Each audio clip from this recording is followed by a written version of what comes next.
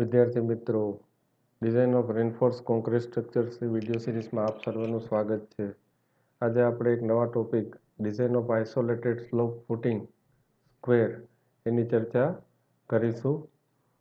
આપણે પાછલા બધા લેક્ચર્સમાં ઘણા બધા સ્ટ્રક્ચરલ કમ્પોનન્ટ્સની ડિઝાઇન એનાલિસિસ વગેરે જોયું, જેમાં આપણે singly reinforce beam, doubly reinforce beam, T beam, one way slab, two way slab, one way continuous slab વગેરેની ચર્ચા આપણે કરેલી છે. આજે આપણે આઇસોલેટેડ સ્લોપ ફૂટિંગની ડિઝાઇન કઈ રીતે થાય એની આપણે ચર્ચા કરીશું. તો ફૂટિંગના આઈએસ કોડલ પ્રોવિઝન, એમાં જે ધ્યાન રાખવાની વસ્તુ છે એની પહેલાં આપણે ચર્ચા કરીએ. તો આઇસોલેટેડ કોલમ ફૂટિંગ છે જે ફૂટિંગના ઘણા બધા પ્રકાર આપણે ભણ્યા છીએ સિવિલ એન્જિનિયરિંગમાં, પણ ડિઝાઇન આપણે આઇસોલેટેડ કોલમ ફૂટિંગની આજે કરીશું. તો એમાં બે ટાઈપના આપણે હોય છે ફૂટિંગ, પેડ ફૂટિંગ અને સ્લોપ્ડ ફૂટિંગ. પેડ ફૂટિંગમાં શું હોય છે કે થિકનેસ છે ફૂટિંગની, અથવા તો આને પેડ કહેવાય, એ જે છે એ કોન્સ્ટન્ટ રાખવામાં આવે છે, સેમ છે બધી જગ્યાએ આપણે જોઈએ તો. જ્યારે સ્લોપ ફૂટિંગમાં અહીંયાથી સ્લોપ આપવામાં આવે છે, તો અહીંયા એજ ઉપર ડેપ્થ જુદી છે, અને આ જે ટોટલ ડેપ્થ અહીંયા પણ ડેપ્થ છે એ જુદી છે, રાઈટ. તો એમાં આટલો ફરક હોય છે. તો આવું કરવાનું કારણ શું છે? તો આપણે જોઈએ લોડ ટ્રાન્સફર મિકેનિઝમ જોઈએ તો આપણો જે ફ્લોર ઉપરનો લોડ છે જે બધો એ સ્લેબ ઉપર આવશે. સ્લેબ ઉપરનો જે લોડ છે એ બીમ ઉપર ટ્રાન્સફર થશે. બીમના જે રિએક્શન્સ છે જે બધા એ કોલમ ઉપર આવશે, અને કોલમનો જે લોડ છે એ ફૂટિંગ ઉપર આવશે. અને ફૂટિંગ છે એ સ્ટ્રક્ચરલ એલિમેન્ટ છે એ લોડ છે એ ટ્રાન્સફર કરશે અહીંયા સોઇલ ઉપર. જે ઉપરથી જે લોડ આવશે આપણો, એને સ્ટ્રક્ચર ઉપરનો જે લોડ છે, બધો ટોટલ લોડ છે એ સોઇલ સ્ટ્રેટામાં ટ્રાન્સફર કરશે, રાઈટ. અહીંયા આપણે સોઇલ ઉપર જ્યારે લોડ આવશે ત્યારે સોઇલ છે એ આપણને અહીંયા અપવર્ડ પ્રેશર ક્રિએટ કરશે.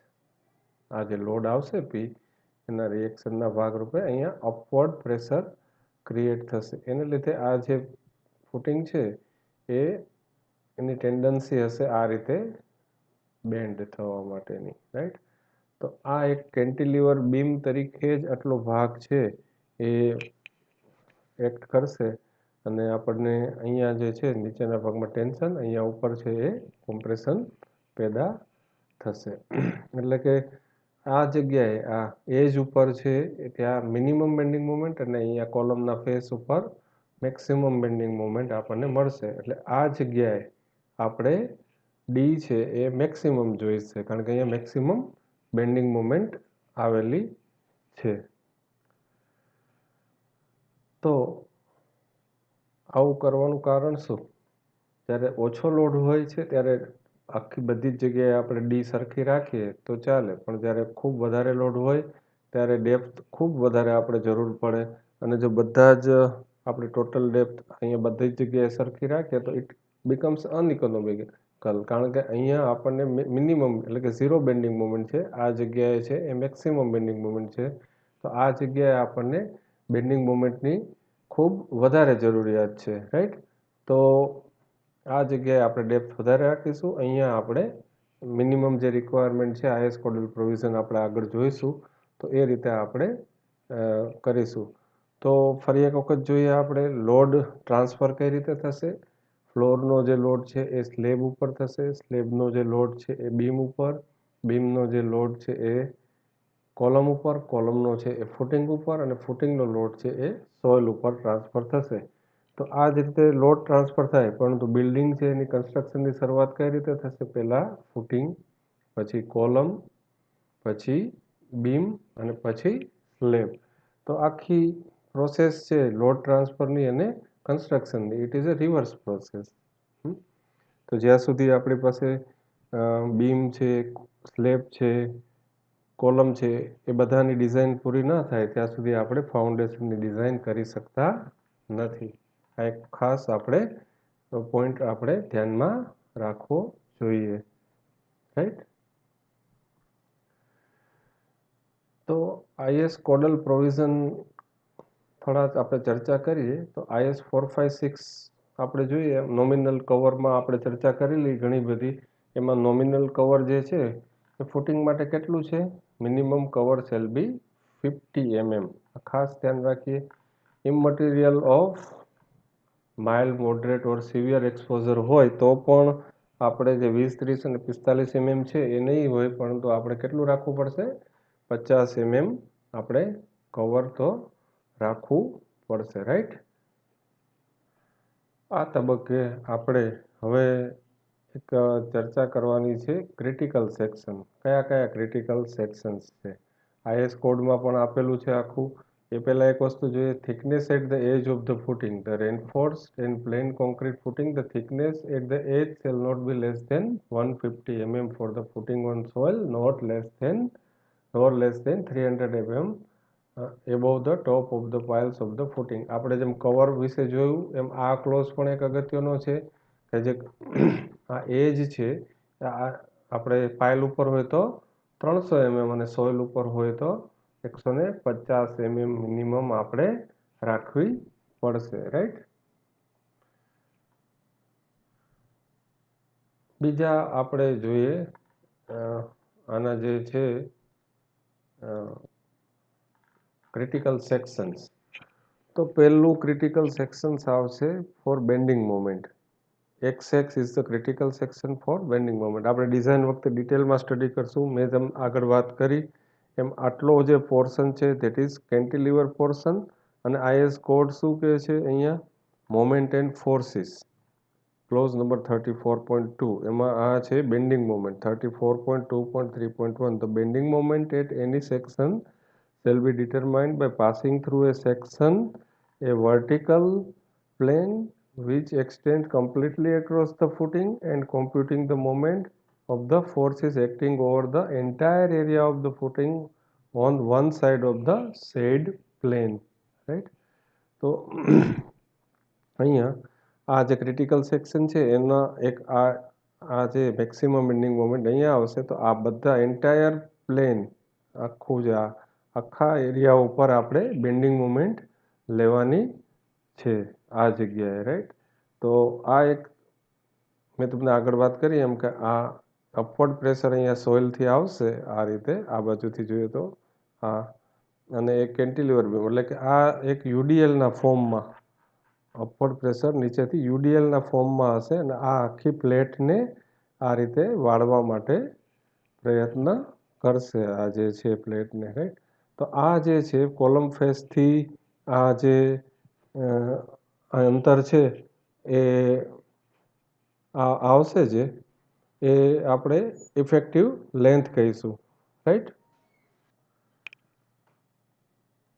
તો આ આપણો સ્પાન કેન્ટિલીવરનો છે એવું જ આપણે માની લેવાનું. મેક્સિમમ બેન્ડિંગ મોમેન્ટ WL²/2 આ જગ્યાએ લેતા હતા એ રીતે પણ આ આખો એરિયા ઉપર આપણે લેવાનું રહેશે.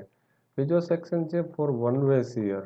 IS 456 કહે છે કે પેજ નંબર 65 પર 34.2.4.1A આપણને કહે છે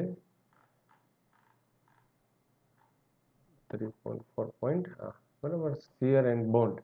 એમાં શું કહે છે કે the footing acting essentially as a wide beam with a potential diagonal crack extending in the plane across the entire width. The critical section for this condition shall be assumed as a vertical section located from the face of the column, pedestal or wall at a distance equal to effective depth. આ ખાસ ધ્યાન રાખો of the footing, depth of the footing for the depth of footing on piles, right. અને two way શિયરનું હમણાં જોઈએ તો આ effective depth આપણે એટલાથી અંતર જે છે એટલા અંતર ઉપર આપણને ક્રિટિકલ સેક્શન, અને આ છે one way shear. One way shear એટલે અહીંયા આપણે નીચેથી પ્રેશર આવશે તો આ જગ્યાએ ડી અંતરે આપણને આ સેક્શન ઉપર નીચેથી પ્રેશર અહીંયા આવશે આ રીતે, તો એ આપણને આખું શિયર ફોર્સ અહીંયા મેક્સિમમ પેદા થશે. આખું અપવર્ડ સ્લાઇસ કરવાનો પ્રયત્ન કરે એ રીતે આપણે અહીંયા ચેક કરવાનું છે from the face of the column at a distance D. તો વન વે શિયર માટેનો ક્રિટિકલ સેક્શન આપણે જોયો, બેન્ડિંગ મોમેન્ટ માટેનો ક્રિટિકલ સેક્શન જોયો, અને હવે છે ટુ વે શિયર. એને આપણે પંચિંગ શિયર પણ કહેવાય છે. આ એક ઇન્ટરેસ્ટિંગ વસ્તુ છે, નવી વસ્તુ છે. વન વે શિયર જે છે એ તો બીમમાં જે શિયર ફોર્સ હતો એ જ રીતનો શિયર ફોર્સ પણ એટ એ ડિસ્ટન્સ ડી પેદા થશે, પણ ટુ વે શિયર છે ધેટ ઇઝ પંચિંગ શિયર. આપણે જો કોલમ છે એના અહીંયા લોડ આવશે આ રીતે, તો એ આપણે કેમ કાગળનું જે પંચ હોય છે એમ અહીંયા આખું એને પંચ કરે છે. જો આ ડેપ્થ પ્રોપર ન હોય તો આ કોલમ છે એ ફાઉન્ડેશનમાં આખું પંચ કરી દે આ રીતે, અહીંયા આખું આ રીતે. તો આ જે છે પંચિંગ શિયર છે. પંચિંગ શિયર છે જે એનું ક્રિટિકલ સેક્શન છે D/2. IS કોડમાં કહે છે કે two way action of the footing with potential diagonal cracking along the surface truncated core or pyramid around the concentrated load. In this case, the footing shall be designed for the shear according with appropriate provision specified in 31.6. જે plate સ્લેબના આપણે જે criteria છે 31.6 એ પ્રમાણે એની design આપણે કરવાની રહે છે. અને એમાં લખેલું છે કે આ ક્રિટિકલ સેક્શન છે જે એ આપણે D/2 ડિસ્ટન્સથી આપણે હશે કોલમના ફેસથી, રાઈટ. તો આ ત્રણ ક્રિટિકલ સેક્શન આપણે જોયા. અને એ શું હોય કે આ પેરીફરી આખી પેરીફરી ઉપર પંચ આ રેઝિસ્ટ કરશે, આ આખો પેરીફરી. અને અહીંયાથી આપણે લોડ અહીંયા જાય તો આ જગ્યાએ હોલ થવાની એટલે કે પંચ થવાની શક્યતા રહે છે. તો આ ત્રણ ક્રિટિકલ સેક્શન, રાઈટ. તો આપણે અત્યારે શેનો સ્ટડી કર્યો કે આઇસોલેટેડ કોલમ ફૂટિંગ જે છે એમાં આપણે પેડ ફૂટિંગ અને સ્લોપ ફૂટિંગ હોય બે ટાઈપના.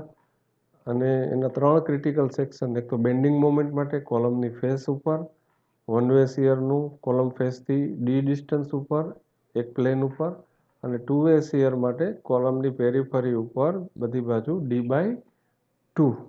D/2 અંતરે આવેલા છે, રાઈટ. તો એક આપણે ડિઝાઇન એક્ઝામ્પલ ગણીએ જેથી આપણને આ બધી જ વસ્તુ ક્લિયર થાય. તો design of isolated slope footing square A RC column of size 400 mm by 400 mm. આપણે જે કોલમનો દાખલો કરેલો સ્ક્વેર કોલમનો એ જ આપણે ફૂટિંગ માટે આગળ વધારીએ. સાઇઝ છે 400 mm by 400 ની, carries an axial compressive load of 800 kN. Shape bearing capacity of soil is equal to 180 kN per meter square. Design an isolated slope footing for the column. Use concrete grade M20 અને steel grade છે that is Fe415. તો આ જે column છે એ 400 by 400 mm નો આપણો column છે, અને આ જે છે આ, અને એના માટે આપણે આ છે 400 mm, એના માટે આપણે ડિઝાઇન કરવાનું છે. અને જે આપણો કોલમનો એક્ઝામ્પલ આગળ ગણ્યો છે એ જ છે 800 kN એના ઉપર લોડ આપેલો છે, રાઈટ. તો પેલું તો size of footing. Total load on soil આપણો જે પી છે એ 800 kN છે. એમાં 10% વેઇટ ઓફ ધ ફાઉન્ડેશન, અહીંયા આપણે કોલમ ઉપર લોડ આવે છે એટલે કે અહીંયા સુધી જ આપણને લોડ આવે છે. પછી જે સોઇલ ઉપર વજન થશે આખું એ આ કોલમનું ફૂટિંગનું આખું વેઇટ પણ સોઇલ ઉપર એનું ગણતરી કરવાનું. તો it is A normal practice કે આપણે જે કોલમ ઉપર લોડ હોય એના 10% વેઇટ છે એ પોતાનું સેલ્ફ વેઇટ ગણતરીમાં આપણે લેતા હોઈએ છીએ. તો 800ના 10% કેટલા થશે? 80. એટલે કે ટોટલ લોડ ઓન સોઇલ છે એ આપણો 880 kN આવેલો છે. તો area of footing required, shape bearing capacity કેટલી છે સોઇલની? 180 kN પર મીટર સ્ક્વેર. જો અહીંયા ખાસ શબ્દ છે શેપ બેરિંગ કેપેસિટી, એટલે કે અહીંયા શેપ બેરિંગ કેપેસિટી છે એટલે આપણે અહીંયા ડિઝાઇન લોડ નથી વાપરવાનો પણ એકચ્યુઅલ લોડ. વિદ્યાર્થીઓ અહીંયા ઘણી બધી ભૂલ કરે છે. અહીંયા પીયુ નથી વાપરવાનો પણ આપણે શું વાપરીએ છીએ? પી જ આપણે વાપરવાનો છે, એટલે કે એરિયા ઓફ ફૂટિંગ છે જે આપણો એ કેટલો જરૂરી પડશે 1 મીટર સ્ક્વેર છે જે સોઇલનો એ 180 કિલોન્યુટનનો લોડ રેઝિસ્ટ કરે છે, તો આપણો ટોટલ લોડ છે સોઇલ ઉપર 880 કિલોન્યુટન, એટલે કે આપણો જે એરિયાની જરૂરિયાત છે એ કેટલી છે 4.89 મીટર સ્ક્વેર. તો સ્ક્વેર ફૂટિંગની આપણે ડિઝાઇન કરવા જઈ રહ્યા છીએ. એલ અને બી બંને સરખા છે, તો આપણો જે એલ ઓર બી એ આપણને કઈ રીતે મળશે √4.89, એટલે કે 2.21 મીટર એલ અથવા તો બીની જરૂરિયાત છે. તો આપણી જે જરૂરિયાત છે એના કરતાં આપણે સેજ વધારે એલ અથવા તો બીની કિંમત આપણે મૂકીએ છીએ, રાઈટ. તો એ આવશે આપણી 2.25 મીટર. તો area of footing 2.25 multiply by 2.25 that is 5.0625 metre square. તો આપણું જે જરૂરિયાત છે 4.89 મીટર સ્ક્વેર, એના કરતાં આપણે એનું એરિયા છે ફૂટિંગનો એ વધારે લઈએ છીએ, રાઈટ. એટલે આ જે બી અથવા તો એલ છે આપણો એ છે 2.25 મીટર, રાઈટ. એટલા માટે હવે આપણો જે એરિયા હતો એને જરૂરિયાત હતી એના કરતાં વધારે મૂક્યો છે, એટલે આપણું જે બેરિંગ પ્રેશર જે સોઇલનું અપવર્ડ પ્રેશર આપણે આગળ ચર્ચા કરી એ કેટલું આવશે Q is equal to P upon A, that is 173.83 kilonewton પર મીટર સ્ક્વેર. એટલે કે આ જે સોઇલ પ્રેશર આપણે આગળ વાત કરી હતી આ એની કિંમત હશે આજે આપણે 173.83 કિલોન્યુટન પર મીટર સ્ક્વેર. આપણે આગળ પણ ચર્ચા કરી ક્રિટિકલ સેક્શન બેન્ડિંગ મોમેન્ટ માટે. તો આ જે છે it is a one kind of cantilever. આ જે છે અહીંયા આપણો આ પોર્શન ક્રિટિકલ સેક્શન કોલમની ફેસથી છે. તો આ ભાગમાં સોઇલ પ્રેશર નીચેથી આવશે આ રીતે, અને આને આ રીતે બીમ છે, બીમની જેમ આ આખી પ્લેટ છે આ રીતે બેન્ડ થવાની છે. તો ઇફેક્ટિવ લેન્થ અથવા તો એનો સ્પાન આખા પ્લેનમાં નીચેથી આપણે આખા એરિયા કેટલો આવશે. આ બી છે 2.25, કોલમ છે 0.4 મીટર, એટલે કે બી માઇનસ બી બાય 2, એટલે કે 0.925 મીટર. આ જે કેન્ટિલીવર પોર્શન જે છે એનો સ્પાન જે છે આપણો એ કેટલો આવશે 0.925 મીટર, એટલે કે આ એનો ઇફેક્ટિવ સ્પાન થયો કેન્ટિલીવરનો, રાઈટ. આગળ જે માયર્સ કોડમાં બતાવેલું છે કે આખા એરિયાનો આપણે બેન્ડિંગ મોમેન્ટ લેવાની છે, રાઈટ. તો સ્લેબમાં શું કરતા હતા આપણે 1 મીટર સ્ટ્રીપ લેતા હતા, પણ અહીંયા આપણે આખા એરિયાની બેન્ડિંગ મોમેન્ટ લઈશું. તો ધેટ ઇઝ ડિઝાઇન મોમેન્ટ 1.5 છે, પાર્શિયલ સેફ્ટી ફેક્ટરનો ગુણાકાર આપણે કરેલો છે. આ છે પ્રેશર, એટલે કે ડબલ્યુ જેમ કરતા હતા WL²/2 જેમ કેન્ટિલીવરમાં આવે એમ, અને 1.5 અને બી શું કામ આપણે કરીએ છીએ કે બી અથવા તો એલ આ એન્ટાયર આખા જે ફાઉન્ડેશનનો એરિયા છે આ સ્ટ્રીપ આખી છે એના ઉપર આપણે બેન્ડિંગ મોમેન્ટ આપણે લઈએ છીએ, રાઈટ. તો ધેટ ઇઝ આ છે ક્યુ સોઇલ પ્રેશર, આ છે ઇફેક્ટિવ સ્પાન, અને આ છે બી 2.25 WL²/2 મલ્ટીપ્લાય બાય બી, અને 1.5 છે પાર્શિયલ સેફ્ટી ફેક્ટર. તો approximately it comes round up કરીએ 251 કિલોન્યુટન મીટર. તો design bending moment at this face critical section, આપણું જે આ ક્રિટિકલ સેક્શન છે આ જગ્યાએ આપણો કેટલો આવશે 251 કિલોન્યુટન ઇન્ટુ મીટર, રાઈટ. હવે આપણે જે સિંગલી રેન્ફોર્સ બીમના ફંડામેન્ટલ છે, રાઈટ, એને આપણે ફરીથી તાજા કરીએ કે M20 ગ્રેડ કોન્ક્રીટ અને FE415 માટે SP16માં MU limiting over BD² ratio આપણે જાણીએ છીએ 2.76 આવશે, એટલે કે ઇફેક્ટિવ ડેપ્થ મિનિમમ કોલમની કેટલી જરૂર પડશે? MU over 2.76 into B. અહીંયા ખાસ એક વસ્તુ ધ્યાન રાખીએ કે આ જ્યારે પ્લેટ આખી બેન્ડ થશે આ રીતે આમ, ત્યારે એને રેઝિસ્ટ કરવા માટે આ જગ્યાએ આટલો જ ભાગ રેઝિસ્ટ થશે. આ ટ્રેપેઝોઇડલ ભાગ હશે આખો, એનો આ કોલમની ફેસ જેટલો ભાગ આ જગ્યાએ હશે. એટલે કે બી છે આપણો એ કેટલો મળશે આપણને? 400 mm. જો અહીંયા વિડ્થ અહીંયા તો 2250 જેટલી છે, પણ અહીંયા જે રેઝિસ્ટિંગ બી છે આ જગ્યાએ મેક્સિમમ બેન્ડિંગ મોમેન્ટ છે ત્યાં કેટલી છે? 400 mm છે, રાઈટ? તો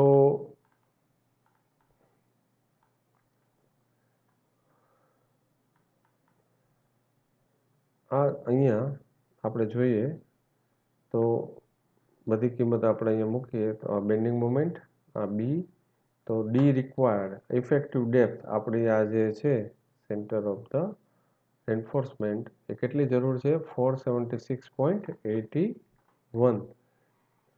અહીંયા ખાસ વસ્તુ આપણે ધ્યાનમાં રાખીએ કે કોલમ છે એ બેન્ડિંગ મોમેન્ટમાં કોલમ ફૂટિંગ છે એ સેફ થઈ જશે, પણ જ્યારે આપણે જોયા ક્રિટિકલ સેક્શન 1 વે શિયર અને 2 વે શિયર એ જે છે એમાં પંચિંગ શિયરમાં પણ આપણે જોયું કે ડેપ્થની પ્રોપર ડેપ્થ ન હોય તો એ છે કોલમ છે એ આખો પંચ કરી દે ફાઉન્ડેશનમાં અને આપણને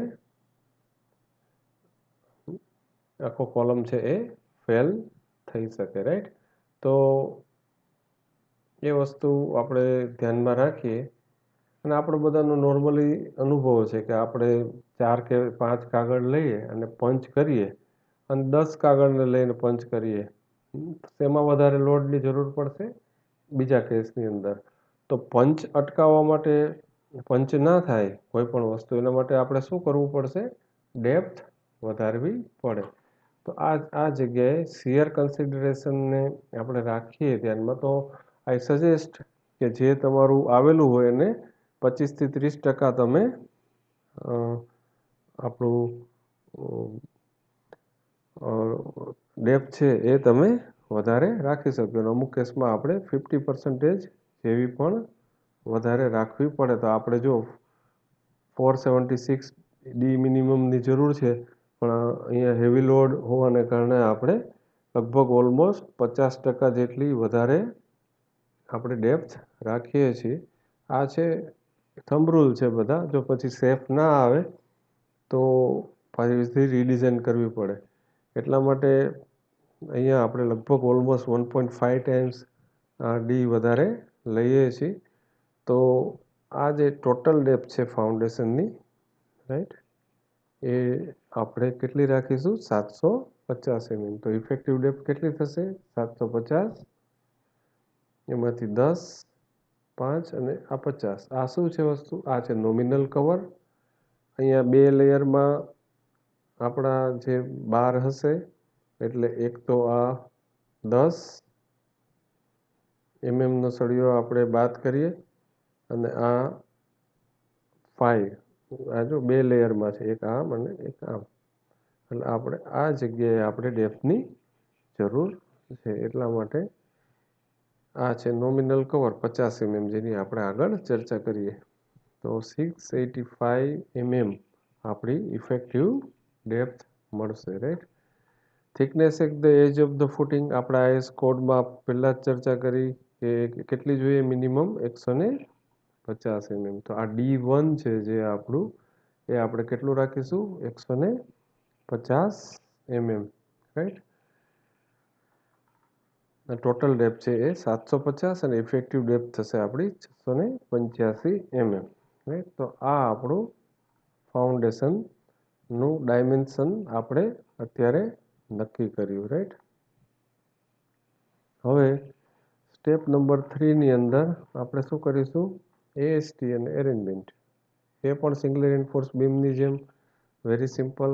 આ ઇક્વેશન યાદ રાખો, અથવા તો SP16ની મદદથી આપણે પરસેન્ટેજ સ્ટીલ કાઢી શકીએ. 0.5 FCK over FY 1 minus √1 minus 4.6 MU over FCK BD square multiply by B into D. તો આ બધી જ કિંમત આપણે અંદર મૂકીએ આ રીતે. જો આ MU આ FCK ને FCK, પછી આ B અને D ઇફેક્ટિવ ડેપ્થ.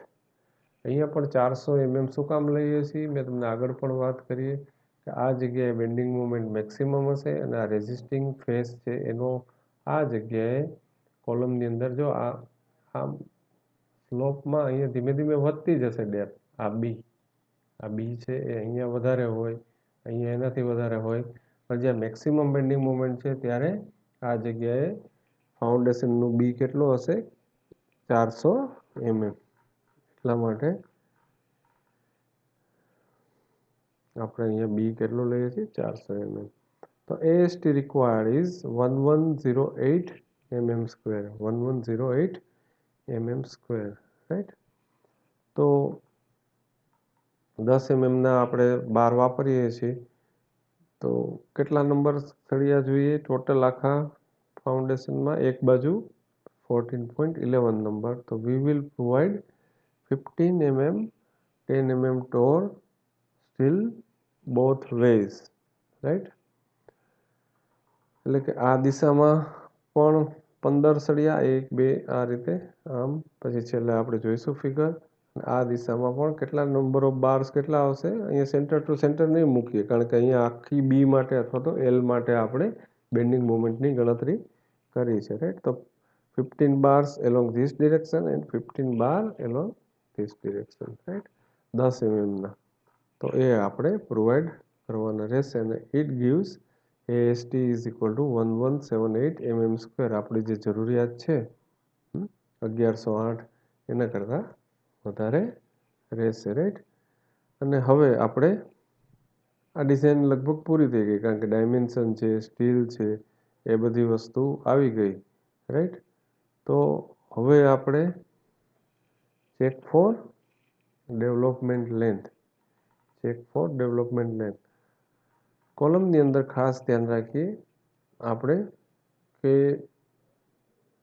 કેન્ટિલીવર એક્શનને લીધે મોટાભાગે તો બેન્ડિંગ મોમેન્ટ અહીંયા મેક્સિમમ હોય, આ જગ્યાએ મેક્સિમમ બેન્ડિંગ મોમેન્ટ હશે. આપણે આગળ પણ ડેવલપમેન્ટ લેન્થમાં જોયું છે, અને અહીંયા પણ હેવી લોડ હશે. ડેવલપમેન્ટ લેન્થ અને અમુક કિસ્સામાં અહીંયા સુધી આપણે લંબાવીએ કે આ સપોર્ટ, એનો ફિક્સ સપોર્ટ છે અહીંયા સુધી એનું મેક્સિમમ બેન્ડિંગ મોમેન્ટ, એટલે કે આ સળિયાને મેક્સિમમ ટેન્શન અહીંયા સુધી હશે. તો આપણે આને અહીંયા ટર્મિનેટ આ જગ્યાએ ના કરી શકીએ. એને આપણે સ્ટીલમાંથી કોન્ક્રીટમાં ટ્રાન્સફર કરવા માટે એને ડેવલપમેન્ટ લેન્થની જરૂર પડે છે, રાઈટ? તો કેટલી ડેવલપમેન્ટ લેન્થ અવેલેબલ છે? આ LE એટલે કે આપણું LEમાંથી જે આપણું જે કવર બાદ કરીએ, એન્ડ કવર, એટલું આપણને ડેવલપમેન્ટ લેન્થ મળે છે. તો આ બાજુનો જે કેન્ટિલીવર છે એની ડેવલપમેન્ટ લેન્થ આપણને આ બાજુ મળશે, અને આ સાઈડનો જે કેન્ટિલીવર છે એની ડેવલપમેન્ટ લેન્થ આપણને આ બાજુ મળશે. આ ખાસ ધ્યાન રાખવાનું છે આપણે, રાઈટ? તો ચેક ફોર ડેવલપમેન્ટ લેન્થ. તો ડેવલપમેન્ટ લેન્થનું ઇક્વેશન આપણને ખબર છે, 5 સિગ્મા એસ 4 ટાઈમ્સ ટાઉ બીડી. અને આપણે આના 2 લેક્ચર્સ પણ ડેવલપમેન્ટ લેન્થના કરેલા છે. તો M20 ગ્રેડ માટે ટાઉ બીડીની કિંમત છે 1.2, અને HYSD બાર હોય તો આપણે જે માયસ કોડલ પ્રોવિઝન છે એમાં 60% એની કિંમત આપણે વધારી દઈએ છીએ, રાઈટ? તો ડેવલપમેન્ટ લેન્થ આવશે 470 mm, અને ડેવલપમેન્ટ લેન્થ અવેલેબલ LE - 500, એટલે કે ઇફેક્ટિવ લેન્થ આપણી જે છે કેન્ટિલીવરની એનાથી 50 mm જે આપણું નોમિનલ કવર છે એટલું બાદ કરીએ. ફરી એક વખત કહું છું કે આ ડેવલપમેન્ટ લેન્થ, આ સળિયા છે જે એની આ લેન્થ કયા કેન્ટિલીવર પોર્શનની છે? આ પોર્શનની કેન્ટિલીવરની ડેવલપમેન્ટ લેન્થ આપણને આ સાઈડમાં મળે છે, અને આ બાજુનો જે કેન્ટિલીવર છે એની આપણને ડેવલપમેન્ટ લેન્થ આ ડાયરેક્શનમાં મળે છે, રાઈટ? તો અહીંયા મેક્સિમમ ટેન્શન હશે સ્ટીલ બારની અંદર કોલમ ફેસ ઉપર, આ જગ્યાએ અથવા તો આ જગ્યાએ એને ડિસિપેટ કરવાનું છે કોન્ક્રીટની અંદર.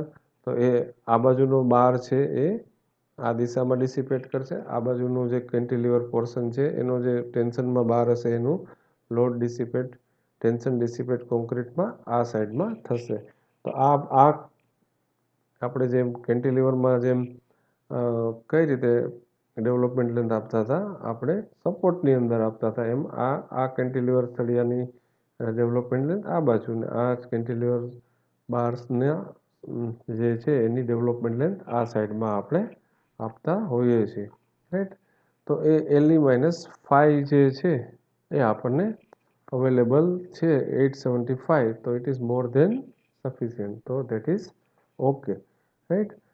તો આજના લેક્ચરમાં આપણે જો ફરીથી જોવા જઈએ તો શું જોયું આપણે કે ફૂટિંગની જે આપણે જે છે મેઇન બે ટાઈપના ફૂટિંગ છે. એક તો પેડ ફૂટિંગ અને સ્લોપ ફૂટિંગ. આપણે જોયું કે જ્યારે લોડ આવે છે ત્યારે અર્થ પ્રેશર છે એ આ સ્ટેમને કેન્ટિલીવર પોર્શનની જેમ આપણે આ ભાગ છે એને કરશે, એને લીધે અહીંયા ટેન્શન પેદા થશે, ઉપરના ભાગમાં કોમ્પ્રેશન થશે. આ જગ્યાએ મેક્સિમમ ડેપ્થની જરૂરિયાત છે. જો લોડ ઓછો હોય તો ઇટ ઇઝ એડવાઇઝેબલ કે આપણે ડેપ્થ આખા ફૂટિંગની અંદર સરખી રાખીએ. અધરવાઇઝ આપણને ખબર છે કે આ જગ્યાએ ઝીરો બેન્ડિંગ મોમેન્ટ, અહીંયા મેક્સિમમ, એટલે અહીંયા આપણે આઈએસ કોડલ પ્રોવિઝન પ્રમાણે મિનિમમ ડેપ્થ, અહીંયા મેક્સિમમ ડેપ્થ આપણે રાખતા હોઈએ છીએ. 3 ક્રિટિકલ સેક્શન. પહેલા બેન્ડિંગ મોમેન્ટનો છે એ face of the column, one way શિયરનો છે કોલમ ફેસથી ડી. આ વાયવામાં પણ પ્રશ્ન પૂછી શકે છે. અને ટુ વે શિયર અથવા તો પંચિંગ શિયર, એના માટે આ કોલમની પેરીફરીમાં D/2 ડિસ્ટન્સ છે. આ વન વે શિયર અને ટુ વે શિયરનું ચેક છે એ આપણે આવતા લેક્ચરમાં આની ડિટેલમાં ચર્ચા કરીશું, રાઈટ. આપણે એક એક્ઝામ્પલ જોયો કે 400 mm બાય 400 mm નો કોલમ છે, એના ઉપર પી છે કોમ્પ્રેસિવ લોડ 800 કિલોન્યુટન છે અને સેફ બેરિંગ કેપેસિટી એની 180 કિલોન્યુટન પર મીટર સ્ક્વેર છે. કોન્ક્રીટ ગ્રેડ છે M20, સ્ટીલ ગ્રેડ છે Fe415. તો સૌથી પહેલાં તો આપણે શું કરીએ છીએ, size of the footing, soil pressure જે અવેલેબલ છે એના ઉપરથી એનો એરિયા આપણે જે જોઈએ છીએ એલ અથવા તો બીના કરતાં સહેજ વધારે કરીએ છીએ. બેરિંગ પ્રેશર કરીએ છીએ. એના ઉપરથી બીજા સ્ટેપમાં બેન્ડિંગ મોમેન્ટની ગણતરી કરીએ છીએ, કેટલી બેન્ડિંગ મોમેન્ટ છે. એના ઉપરથી આપણને ઇફેક્ટિવ ડેપ્થ રિક્વાયર્ડ છે એની જરૂર છે કેટલી છે. અને પછી આપણે આપણને લોડ કન્ડિશન ઉપરથી 30 થી 50% જે ડી મિનિમમ આવે આપણી ઇફેક્ટિવ ડેપ્થ, એને આપણે શિયર કન્સિડરેશન લઈ અને આપણે સહેજ વધારે રાખીએ છીએ. અને એના ઉપરથી આપણને આખા ફૂટિંગની સાઇઝ ખબર પડી ગઈ. ટોટલ ડેપ્થ છે એની કેટલી છે 750 mm, ઇફેક્ટિવ ડેપ્થ છે એ 685 mm, અને આ જે એજ ઉપરની જે ડેપ્થ છે D1 દેટ ઇઝ 150 mm. ત્રીજા સ્ટેપમાં આપણે AST આપણે લઈએ છીએ અને એ આપણું જે સિંગલ રેન્ફોર્સ બીમમાં ઉપયોગ કરીએ છીએ એ જ ઇક્વેશન લઈને રેન્ફોર્સમેન્ટ જોઈએ છે. અહીંયા બી આપણે જોયું કે કોલમની જે વિડ્થ છે આ જગ્યાએ એને જ આપણે બી લઈએ છીએ. અને જે સ્ટીલ જોઈએ છે આપણને એમાં નંબર ઓફ બાર્સ કેટલા જોઈએ છે એ આપણે આમાં આપણે કેલ્ક્યુલેટ કરીએ છીએ, રાઈટ. અને છેલ્લે આપણે હમણાં જોયું check for development length. Development લેન્થની જરૂરિયાત છે 470 mm અને અવેલેબલ જે છે આટલો ભાગ that is development length available. આ બાજુનો બાર હોય તો આ બાજુ, અને આ બાજુનો બાર હોય તો આ ડેવલપમેન્ટ લેન્થની ગણતરી આપણે આ સાઈડમાં કરવાની થાય છે, રાઈટ. તો આટલી આપણે આ લેક્ચરમાં આટલી ગણતરી કરી અને નેક્સ્ટ લેક્ચરની અંદર આપણે one way shear, two way shear, bearing વગેરેની ચર્ચા કરીશું, રાઈટ. તો આઈ હોપ કે તમને આ જે ડિઝાઇન સ્ટેપ છે એ બધા સમજમાં આવી ગયા હશે. તો thank you very much. Next લેક્ચરમાં આપણે આ બધા બીજા આગળ ચેક કરીશું.